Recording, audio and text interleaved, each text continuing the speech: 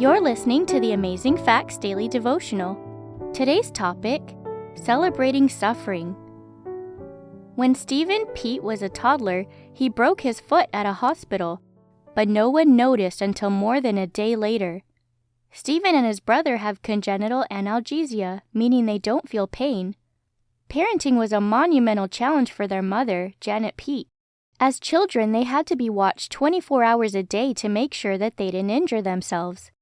Janet recalls how she had to take their bikes away because Stephen would lie on the ground and let his brother ride over him.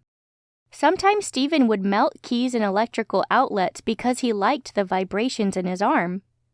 Just as pain is a necessary warning system for the body, suffering for Christ is a sign that a person has chosen to turn their backs on sin. Before a person is converted, they spend their time seeking earthly pleasure and gain. For those who live according to the flesh set their minds on the things of the flesh. Romans chapter 8, verse 5. When a person who used to live for pleasure begins to suffer for righteousness' sake, it is a clear sign that they are not living the way they used to live. 1 Peter chapter 3, verse 14.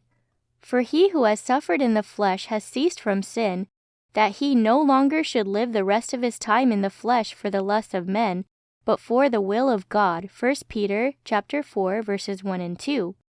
Christians know what the worldly do not. The rewards of living for God are worth any price.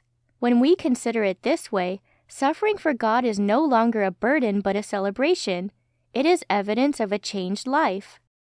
Our key Bible text today comes from Romans chapter 8 and verses 6 and 18.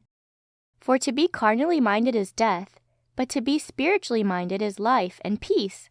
For I reckon that the sufferings of this present time are not worthy to be compared with the glory which shall be revealed in us.